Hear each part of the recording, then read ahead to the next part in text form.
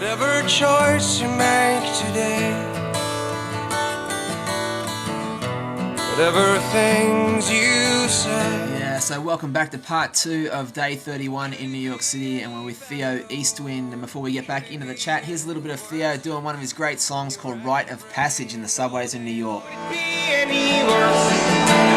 You wreck your brain all day long just to figure out what went wrong.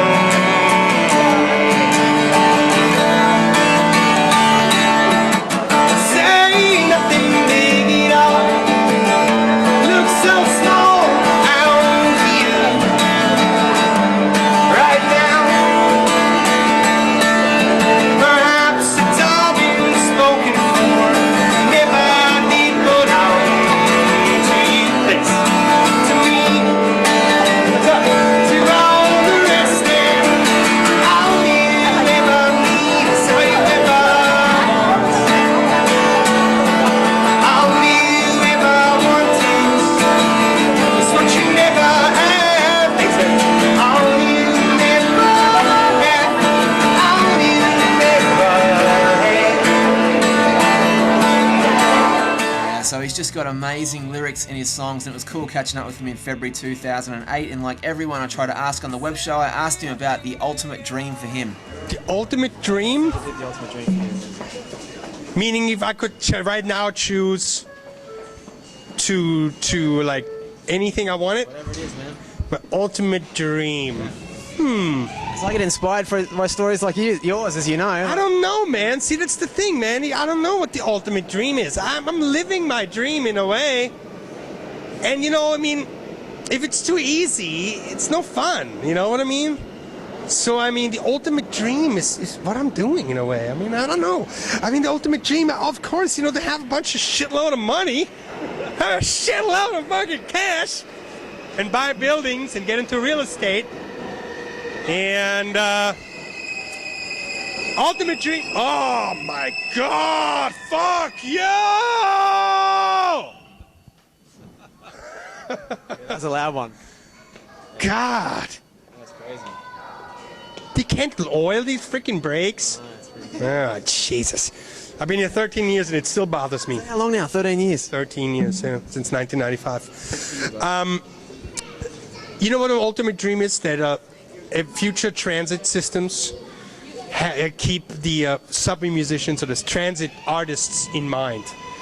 That's what I'm working on right now. What I'm working on right now is forming the Guild of Mass Transit Artists.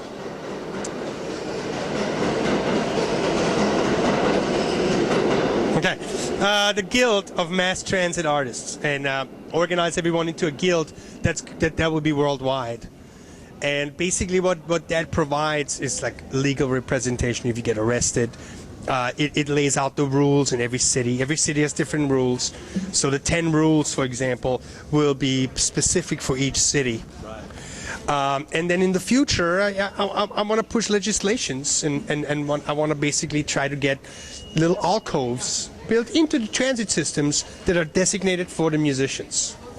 I want to make this an institution. I want to make subway artists, modern day troubadours, an institution that reaches worldwide and basically, you know, promotes the First Amendment, freedom of speech, which is what this is. Awesome, buddy. You know, you're in a public space right here. This is public. The only thing that's not public is the trains. That's private. The turnstiles, the token booths. But this right here, all this where we're standing, that's all public space, all paid with taxpayer money. Therefore, First Amendment applies. Freedom of speech. Awesome, buddy. So that's basically what I'm working on, and that's my biggest passion right now to do this so that it becomes a thing that is normal and that we don't, you know, not so it doesn't like depend on how the cops feel from year to year, you know. Because they still come and kick you out, you know. The famous line I had that actually made me begin to really organize everyone is a cop comes up to me and says, "You can't play here," and I say, "Well, yes, I can. It's my First Amendment right, freedom of speech." This is what the cop said, and I quote, "But you're not speaking, you're singing." That's what the cop said. You're not speaking, you're singing. That's what basically that blew my mind. It blew my mind. I was like, unbelievable. You know, how can you even like say that? That is just so retarded. And so that what made me create the 10 rules, try to get people organized, and really like shove it in their face and say, you know, listen, you're from Long Island, and that's fine. You're an idiot, and you've never seen a subway musician. And you're obviously culturally deprived, and you're just you know, you're just a bitter man, bitter person. And I don't want to make that dependent on whether this person is bitter or not. It's my right to do so, and I want to, you know, advertise that.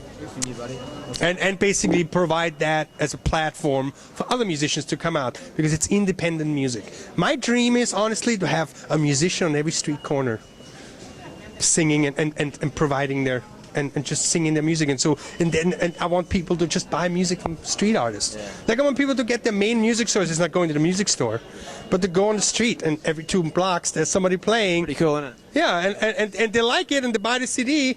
And their main source of music is like buying it from just random indie artists playing on the street. Yeah.